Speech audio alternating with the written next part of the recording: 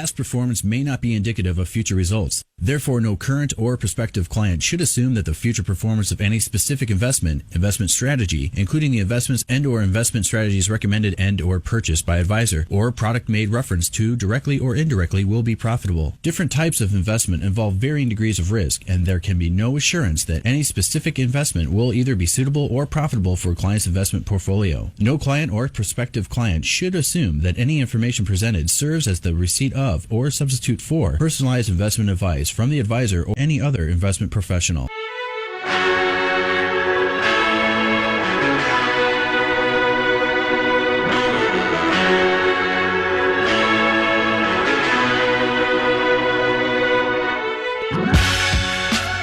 Welcome to the Bullington Capital Report, hosted by Bill Bullington.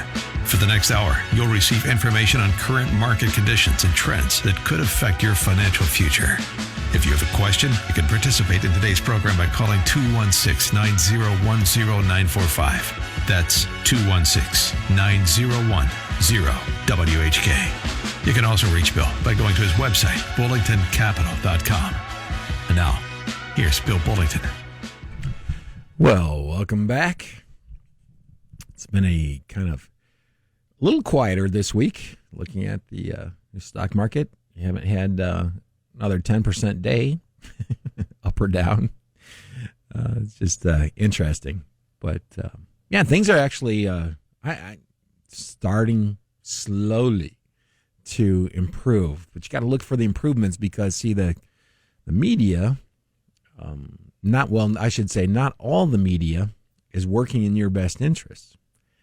The media, like myself, I don't sell ads, so I'm actually just here to talk about the market and talk about my business. Since I'm not dependent on selling advertising, I can tell you what I'm actually seeing instead of being told what I need to say. And that's a big deal. I sold advertising space in a magazine before I started in this business. And our magazine that was pretty good. I went out to government buyers at all levels of government. And many of you in this area may have remembered the old Penton Publishing business. They were around and had 40 magazines. This was before the internet. And I guess Al Gore was just getting warmed up. Just kidding. But anyway, the reality is it was a really interesting time. It was a really interesting experience learning about how government makes purchases. By the way, when you add all those levels of government, I'm not sure exactly what the statistics are today, so I'll double check. But 20 years ago, when you added all the government together, it made up nearly a third of all the purchasing in the country. And they were the largest. They bought more of everything than anybody else did. They bought more cars. They bought more paper clips. They bought more paper, including toilet paper. But it's not them who is making the shortage right now. They bought everything, literally everything. Because when you think about it, government at all levels of government, when you put the military in there, you put the parks and recreation, you put your local cities, yeah, it's like a third. It's like 1/3 goes of all purchasing is done by government. That should give you some solace in this time of turmoil, because that spending's not going away. In fact, they're going to increase spending during this time period. And they have. And these loans, I think I just applied. I don't even know if I did it correctly. I just applied for this loan for my business. Yeah, it'll be interesting to see what the response is. And I really don't even, I don't know, has my income been hurt? Yep. My income goes down when the stock market goes down. Big time. So, is it okay? Yeah, we're okay. Yeah, I'm fine. I actually just, I don't even expect to get the money. In fact, if I end up getting the money, I'll probably end up contributing a lot of it just to charity. So just interesting times. We're coming in every day, by the way. I live literally about 5 minutes. I would go crazy if I had to stay home all day. I do work a lot from home. In fact, I can work anywhere. I have a laptop. Well, my laptop anyway. It's got kind of a high-end security on it, and we have I forget what they call them. See, Gary does all the technology in the office, and I kind of leave it up to him. But what do they call that? It's protected. Anyway, we have networks, and we've got a lot of protection. Most of it we don't really need. The companies that we work with, Fidelity and E-Trade, they have an unbelievable amount of technology and are extremely safe. That's one of the good things about dealing with someone like myself. We're not the custodian. They even if they hacked our computers, they couldn't get at Fidelity's, and they can't get at E-Trade's, not through us. So that's a really good thing. That can really help out. Well, by the way, if you'd like to call in today, the number is 216-901-0945. We do have a lot of good stuff to talk about, but I do have a phone call I need to take right now. This is Steve. Yeah, hey, how you doing, Bill? Good, how are you? Good. Hey, great show, but I got a question. Okay. How does the bond market trade differently than the stock market? And I'll hang up and listen. Okay. It actually it trades a lot differently. The bond market, you know that there's not actually a one or two or several organized exchanges for bonds. Whenever you want to buy or sell an individual bond, that actually gets shopped. It's pretty archaic, actually. And normally your bigger firms, like if I were going to go to Fidelity, that's who I would go to, by the way, because they do more fixed income than just about anybody on the planet. Fixed income and bonds are one and the same in most cases. So I would call them, and we would talk. We would get quotes. I can look up pricing on various websites to see if it's close to the regular bond prices or the average bond price that's out there. And basically, we take bids. If I'm looking to buy bonds, then we're taking offers. So it's actually really labor intense. It's unbelievable. But I'll have to come back to that in a minute because I got to take a quick phone call. And I have John. John, you're on the Bullington Capital Report. Oh, am I on now? You are. Okay. Yeah, I did something this week, I think, you would agree with. I've got the RMDs. I have the traditional IRA, and then I've got a Roth. So what I did, I think this is an opportunity of a lifetime. I want to reduce my RMDs and my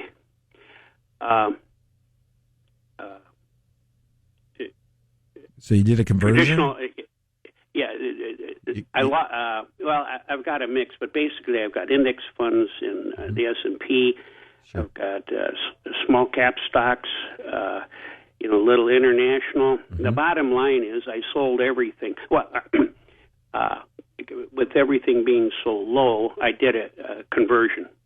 So I converted all of it to a Roth IRA, thinking that I'll take the tax hit now. And I watched how much I went. It was a fair amount, but I didn't go into the next tax bracket. So nice. I felt that was good. Yeah. And so we'll wait and see, but I'm banking that, maybe a year or two we'll come out of this, and then all the gain, of course, in my tax-free. is no taxes. So anyway, that's what I did, and maybe people can think. I've always been converting a little bit each year from, to my Roth, but I thought, man, I think this is an opportunity. I don't know if you feel that way, but I think it's pretty smart. That's a good one. Yeah. So, I wanted to share that.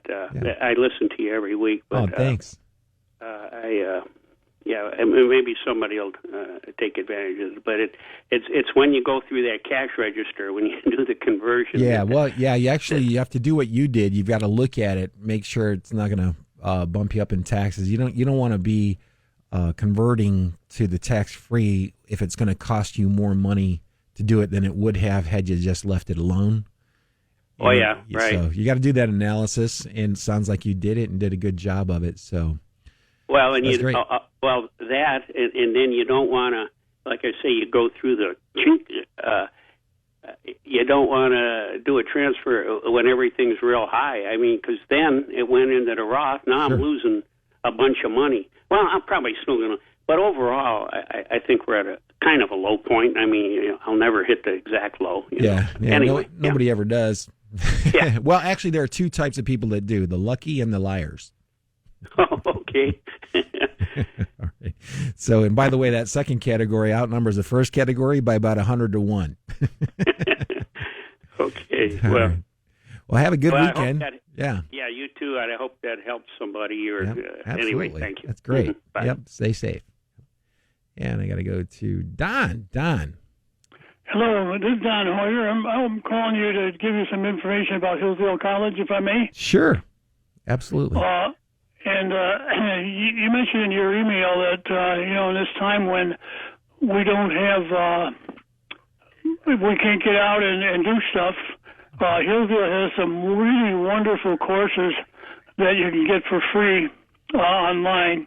Nice. They have 5 major categories,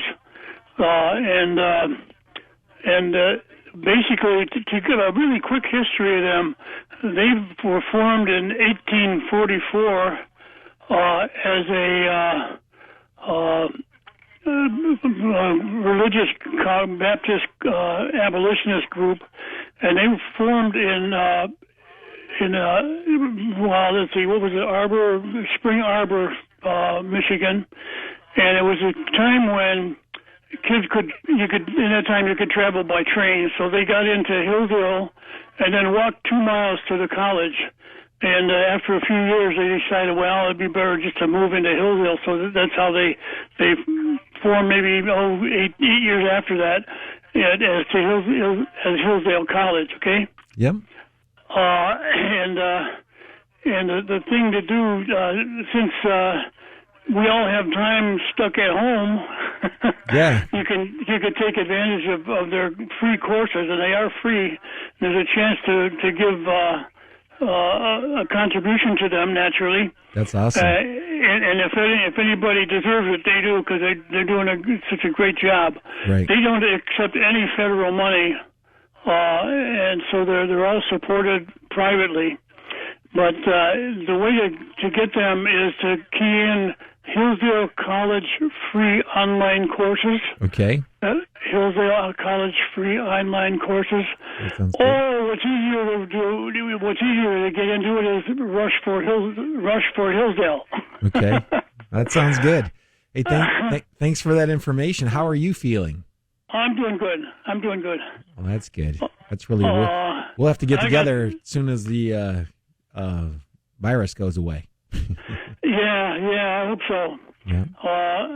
But anyhow, Rush for Hillsdale or Hillsdale College free online courses. Key that in, and you'll get some information on them. That sounds Okay. great. Well, hey, thanks for that public service announcement. They owe you.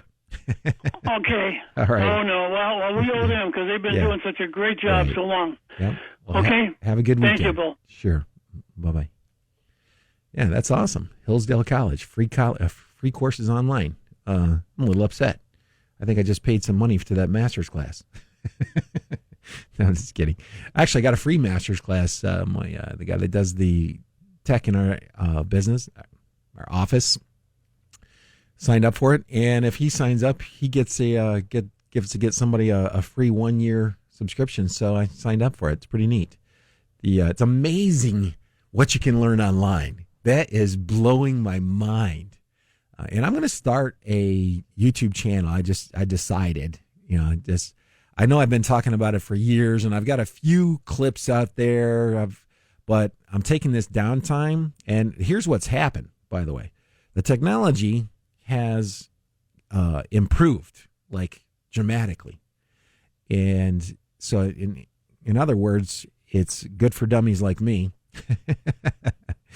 I'm only a dummy when it comes to editing video and sound. It's just wow. You don't really appreciate what goes on at your radio station behind the scenes, and I can't imagine the broadcast, because there's just so much stuff there. And so anyway, I'm taking the time to learn one particular package, and I'm going to start with that. So a lot of this stuff, and at some point in time, I'll probably start to live, simulcast these shows. You can do that through YouTube now. It's amazing. I remember thinking, I'll come back to that a little bit later, because I know we're about to take a real quick commercial break. So I'm going to go right to the phone and pick up, is this Dr. John? I'm not a doctor yet, but anyway, I'm still okay. But anyway, I'm going to get away from pharmaceutical, but I want to piggyback with you. I did some homework as an old teacher. I called some of the banks to find out. After all, we will get through this. I got more faith than most people are born here. Yeah. And number two, liquidity, they're pushed very imaginatively. Internal Revenue is going to put the lowest income up front. Even the Milton Friedman negative income tax, earned income tax credit, they're going to be first in the line from what I understand. I'm more worried about the computers crashing at the Unemployment Bureau and at the Internal Revenue. Right. There's staff everywhere.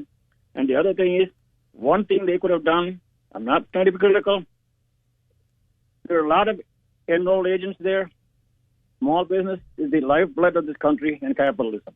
Mm-hmm. Their taxes are filed at payroll. There's a lot of small businesses use their own software as well as their own payroll, not just the ADP. ADP is relied for employment statistics. And Paychecks is there. And there are a lot of local payroll companies that are there. And just like a lawyer is supposed to be representing the Justice Department in an indirect way when they got the license to practice. The same way, I think Internal Revenue can expand through the private sector, and the people who are in need the most, paycheck to paycheck people, right? Smaller business cannot waste time filling out all the forms. Right. I called a couple of banks. I don't want to mention the name yesterday, and even J.P. Morgan was not ready, even though it was supposed to be a 2 o'clock. It's going to take a while. Yeah, and it's going to take time. I did fill out an application, by the way, just for the heck of it. Small business is going to get back on its feet. Otherwise, oh yeah, I don't care what kind of statistics they have, who is in the White House. I don't care. Right. Small business is there. And that's the service business, especially. Maybe bigger companies, financial sector. All right. Hey, John, I hear the music. That means we got to take a commercial break. But thanks for calling, and stay safe this weekend. And you're listening to Bill Bullington right here on 1420. Stay tuned, because I will be right back. It might be hard to hear, but let me tell you, dear, if you could see what I could see, I know you would believe.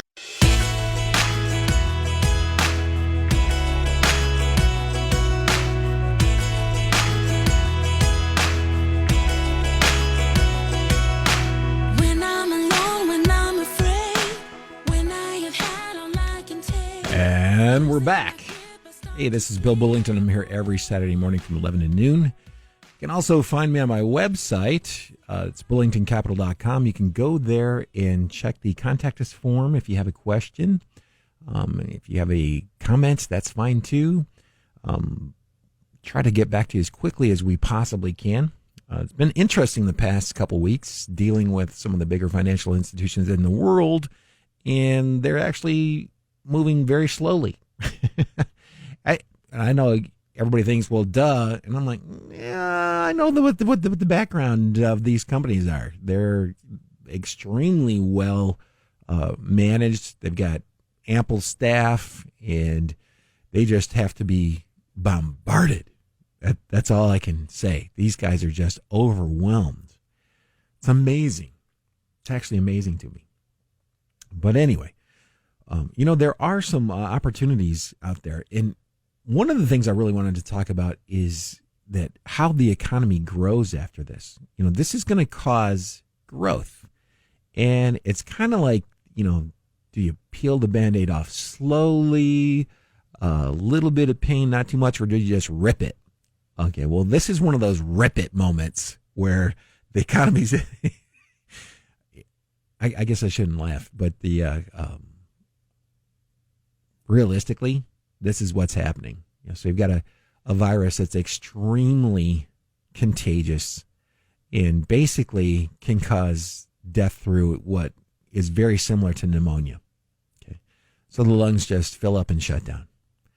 So the chances of you getting it are pretty high because of the ability of this virus to replicate itself so quickly, and it hangs around for a while. So that's why we're doing all this stuff. When we get through this, and we're going to get through it, when we get through this, I think you're going to see a stock market rebound, the likes of which we have never seen. I don't think, that's my personal opinion, I think this comes back faster than anything you've ever seen. The money that they're talking about handing out, $2 trillion, okay, that's less than 10%. That's less than 10%. So if you shut down the entire country for 2 months, okay, so you shut it down for 2 months, and you're not shutting the whole thing down, by the way, because you've got the essential businesses. So the impact is probably right around the amount that they're actually packaging to send out in care packages to small businesses and giving people grace periods on their mortgages and all this other stuff. See, these guys know how to do the math. They know how to do the math. And that's where that care package came from. And you know what? I think if it turns out being worse than that, they'll adjust. They'll adjust. I am so impressed by how quickly so many government agencies, not just in the United States, but around the world, are acting, that it's really a good thing. So I'll get off that stuff right now, at least for now, and talk to you about some other opportunities that come through this. There are silver linings to this dark cloud. And one of the silver linings is our jobs, actually. The number of jobs that are going to be created, the industry that's getting a big boost from this that's directly related to that. When you think about it, the medical field, which was already one of the top industries as far as potential employment goes, because the aging of the U.S. population is changing. Nothing is as constant as change. Well, anyway, it was favoring the medical industry. Now, I mean, there are shortages. If you're a young person, you're looking for something to do, here's an idea. Respiratory therapist. You know, the ones that they're talking about now. Do you know, I checked into it. You can get a bachelor, you don't have to have a bachelor's degree. You might make a little bit more money if you do, but you can get an associate's degree in being a respiratory therapist. The demand for that's about to go up, kind of like the demand for security guards, for Homeland Security, people that even from the lower end that they just check driver's license. I'm sure you don't have to have a lot of training for that, not nearly as much training as you have to have if you're going to be carrying a gun. Does that make sense? I hate to be that blunt, but you know what? I don't have a lot of time. I have to be blunt. So, what I'm saying here is that there's going to be a need for these people constantly, and it's at a permanently higher level now. Permanently higher. Because once they get this under control, somebody shows up in the hospital and they recognize the symptoms, they're going to go, oh yeah, we need to go over there. Also, the equipment that needs to be manufactured, that's going to be a permanent demand product now, because we are woefully underprepared and we're going to have to stay at certain levels. So that's a big deal. Kind of like I said, Homeland Security created a huge number of jobs. So is this. That's not typically the way you would like to see economic growth, but that's the end result. The end result is that the economy is going to grow because of this, because you have to prepare for the next pandemic that comes along. And if this one ever flares up again, and I have no doubt that they will find everything they need. There's going to be a vaccine that's going to be available in less than a year. I doubt that this goes personally because of what I've been reading. I think over the next few months, it probably slows down a lot. If it's anything like other pandemics were, it could be different this time. If it lasts a year, that's going to be they'll pull out the stops. The Fed is doing everything that they should be doing. They're doing everything they should be doing. And it's a beautiful thing. I didn't think they had the guts to do it. I really didn't. I'm sitting back going, yeah, I know what they should be doing. A lot of us do, especially if you studied economics at all, anytime in college. You didn't have to major in it, by the way. But you knew Keynesian, you know monetarist, they're doing both fiscal and monetary policy. Wow, they're not holding back.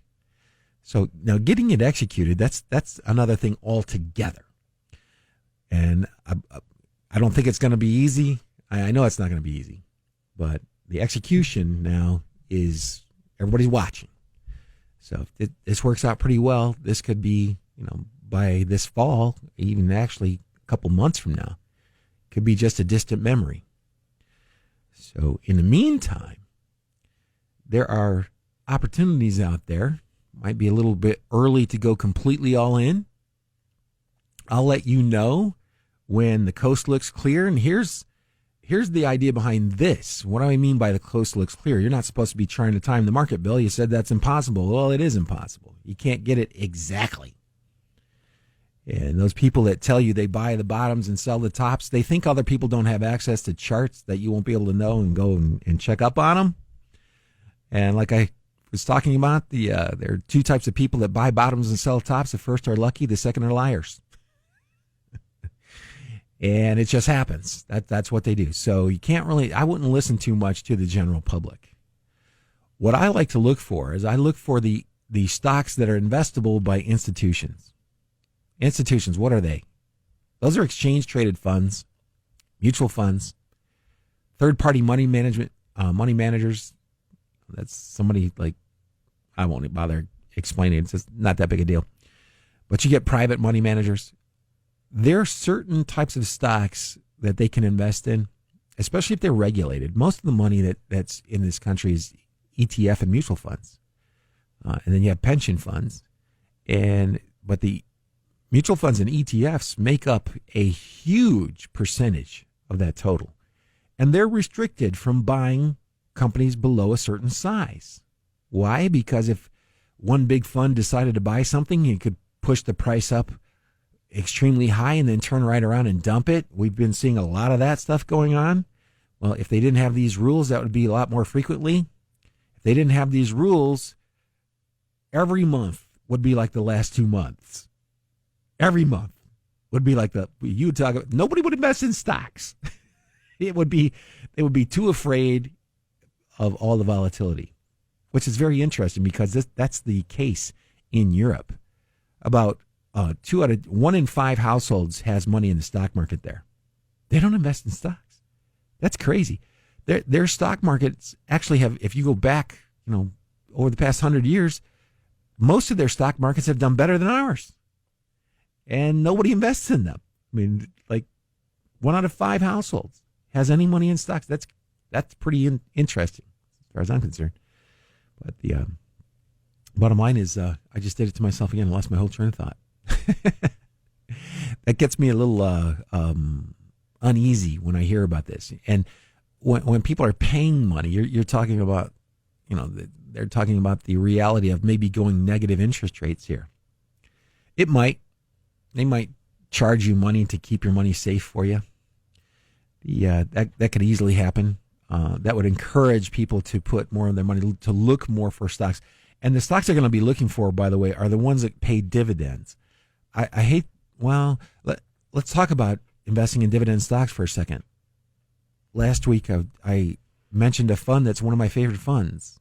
And what does it do? It looks for high-quality companies who are paying dividends. So they're screening them for quality, things like low debt levels, things like high profit margins. Got low debt levels, high profit margins, and then you're looking for higher dividend yields. Well, the yield on that fund is a little over 3%. And every time I say that, people go, oh, no. Oh, that's way too low. Okay, well, let me explain something to you, Lucy. When you go above a 3% dividend yield, you are taking on more risk. It's just a risk. You're increasing the amount of risk you're taking, and you don't know it. You think it's safe. You know why you think it's safe? Because it's what you want to believe. You want to believe it. Because you would definitely not go to your spouse or your significant other and say, hey, I bought this great fund today. It had a 5% dividend yield, and we're only taking an enormous amount of risk for that. That's not going to happen. You're probably going to say, they're going to go, wow, 5%? That sounds great. Yeah, is it safe? Well, and you know what's going to get a lot of people in trouble? They're going to, oh, sure it is. It's super safe. Can't get safer than that. Really? When you see a dividend or an interest rate that's 2% higher than what you can get on a CD or a treasury, that's risk. And what is amazing to me, having been in this business for over 30 years now, is just how much the risk goes up by for 1 or 2%. It blows my mind. It really blows my mind how much more risk you have to take to get 1 or 2% above what you could see on a CD. That is mind-boggling. And I know I'm probably upsetting a whole lot of people right now because they bought stocks that have dividend yields of 6 or 7% now. Those stocks, again, you're taking on a lot more risk in most cases, especially if it's a stock. I mean, it's not a CD, it's a stock. So to get in those levels, there are some securities out there that are paying dividends that are above the 3 or 4% rate, but they're going to have extra risk there. Is some of that risk worth taking? That's the other question, because not all risk ends up in losses. Some risk is higher risk, but it ends up in a profit. But you took higher risk. Don't forget that. So what I'm saying is I think that a lot of stocks are getting to that point to where the risk levels are reasonable given the returns. I think the risk in view of the return is pretty reasonable. Now, there are a lot of them that aren't. I'm looking at stocks that have 7 or 8 or 9% dividends. I'm wondering, what kind of debt does that company carry? How much profit are they generating? If you're not generating profit and you have a ton of interest payments you have to make, it's only a matter of time before you decide to file for bankruptcy because you can't afford to pay the dividend. And then, who benefits from that? Nobody. Yeah. So you got to be very careful. And quite frankly, I would stick to funds. I wouldn't go with individual securities, individual stocks. It's crazy. You know how much time you have to put in just to analyze one company? And I know I get people calling saying, well, what do you think of this company? What do you think of that company? I would never invest based on a 60-second, even my own 60-second test. The 60-second test is a screening tool. That's to eliminate companies that I would definitely not invest in right off the bat. When you can get to that point, there's a big benefit to that, by the way. In fact, mine is super. I've actually simplified it since I wrote that book, Look Out for the Bull. And if we ever get the ability to hold another seminar, I'm going to show it. I'm going to show you how I'm doing it. I'm also, at some point in time, over the next month or so, hopefully, I'll be able to put out a video on it. And then you can go back and watch it. And when you don't remember. Because I didn't memorize it the first time I looked at it. In fact, it took me years to figure this out.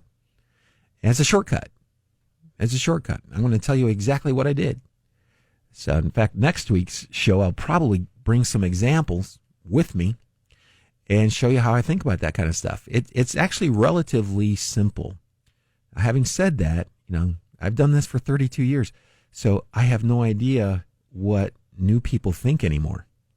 And I try to speak as simply as I can. But there's certain things you just have to sit down, and sometimes you're going to have to study.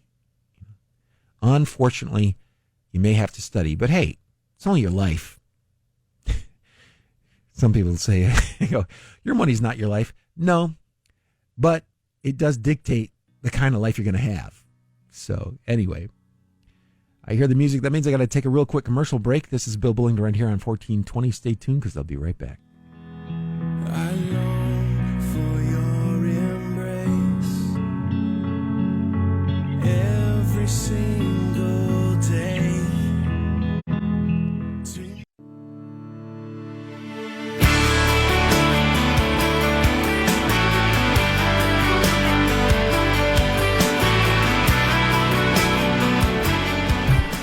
And we're back. You're listening to Bill Bullington here every Saturday morning from 11 to noon. Feel free to go to my website if you'd like to get in touch with me. There's a contact us page there. Hopefully we'll find out when we can reschedule that seminar coming up. I did get a suggestion by one of my clients that I might want to try Zoom and maybe do an online. So we're looking into that, and we might do an online, like a webinar. That should be pretty fun. I have to learn the technology, which is not very fun. I'm just kidding. But it's just difficult. I think anybody above the age of 50 knows what I'm talking about. Anyway, I'm going to go to Walter. Walter, do you have a question for us? Yeah, Bill, just comments about the pandemic and stuff, and Sure. and maybe some stocks. But one thing that's been overlooked are people who don't have a computer and internet at home. One of the ways, I had a netbook. It crashed on me, Right. and I had a friend tell me, just go to the library. You can get on the internet, and you've been to the library, and Sure. I see people on a regular basis because that's what I did. Got my email, all that stuff. Right. That's now gone. Right. And that has not been addressed. That everything's online, and there's people now during this pandemic that can't get online because the libraries have been taken away from them, and yet they demand that you. For instance, the census thing should be postponed right now. Right. They got this census coming at you. I get these invitations. I haven't been able to fill out the census. I'm not online. I call the phone, and they tell you on the phone that because of the virus, they don't have enough phone representatives. And see, what the problem is that if you don't fill out the census, that's required by law, they're going to send someone to your door. That's the last thing you need in a pandemic. This whole thing is not being coordinated well. Well, you know what? Here's the thing. You have 330 million people.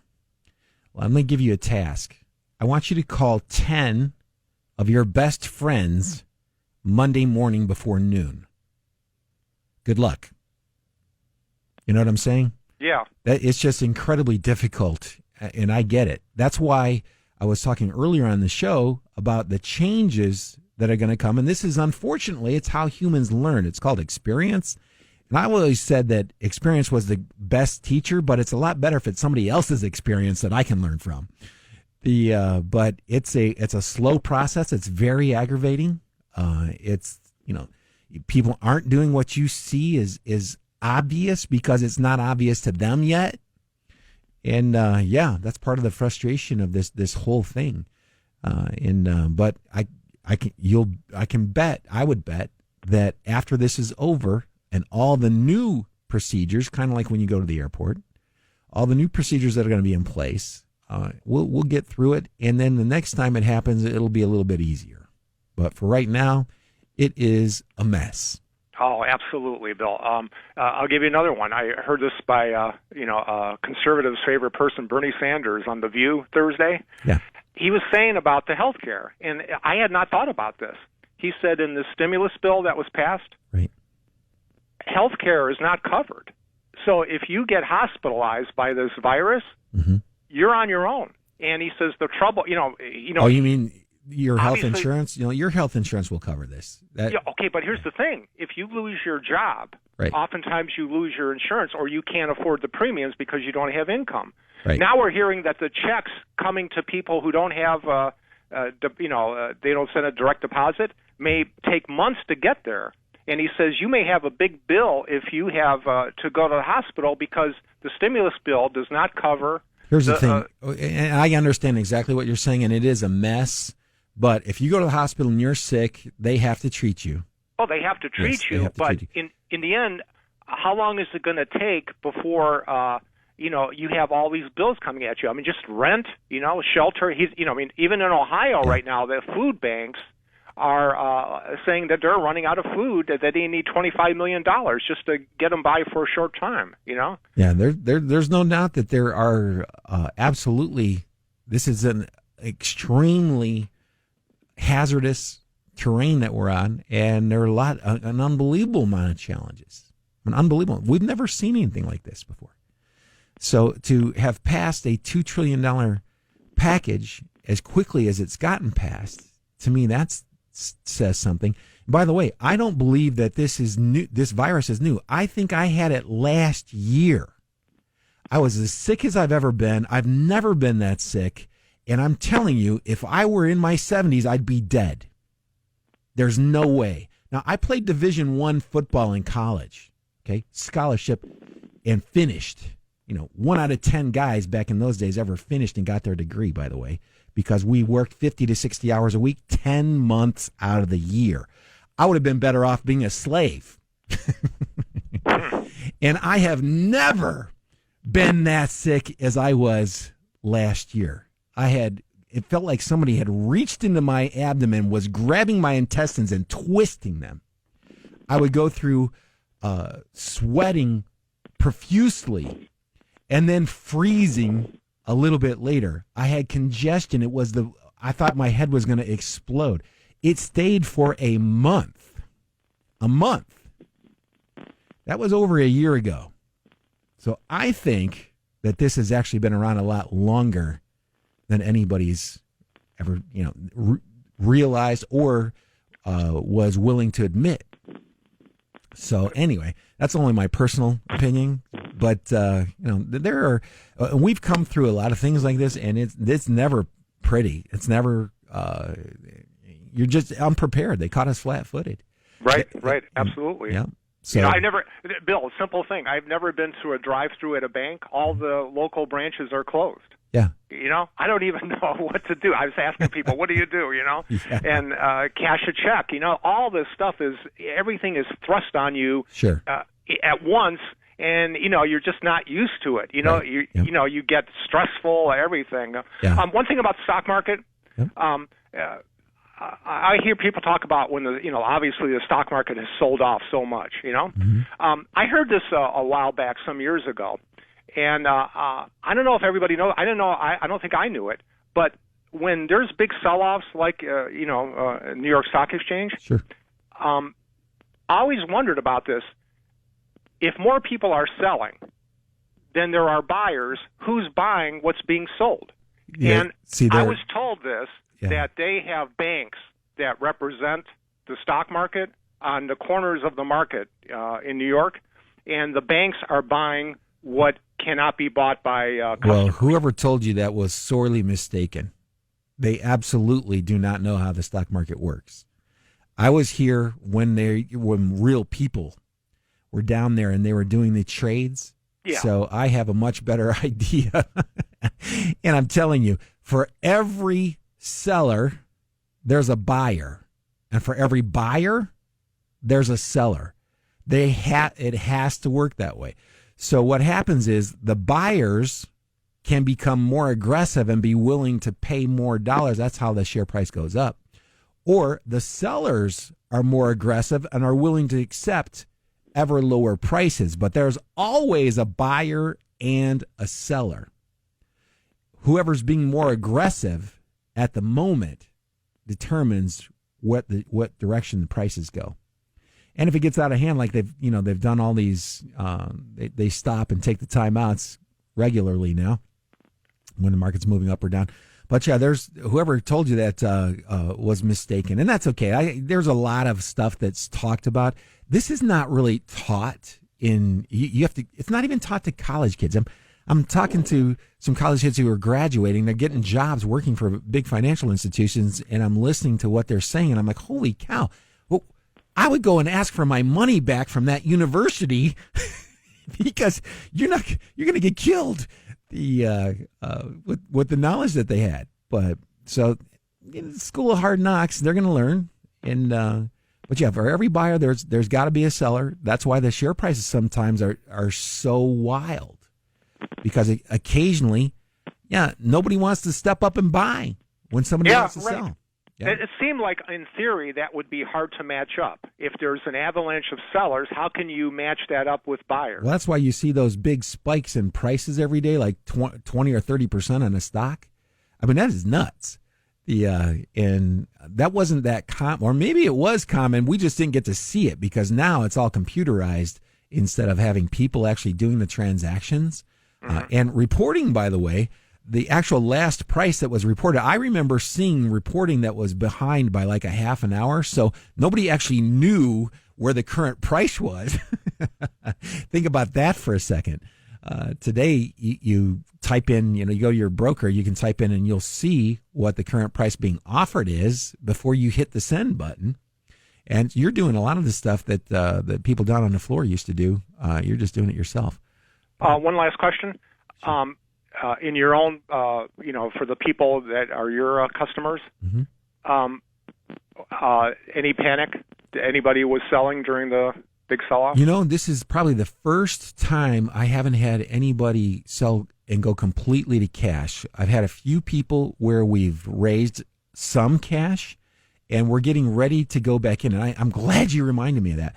Because there's something that I watch. It's not a predictive thing. And this is the problem with 99 out of 100 non-professional investors. They want you to make a prediction that's going to be accurate. And that is the death of most individual investors. If you have to be accurate, you're going to die a horrible financial death. You have to be willing to be, it's kind of like horseshoes. Actually, there are 3 activities where close counts: horseshoes, hand grenades, and the stock market. Anyway, hey, Walter, we'll have to carry on this conversation next weekend. Thanks for calling, though, and have a good week, and try not to worry. But then for the rest of you, you've been listening to Bill Bullington here every Saturday morning from 11 to noon on 1420. Have a good weekend, everybody. Good luck and good investing.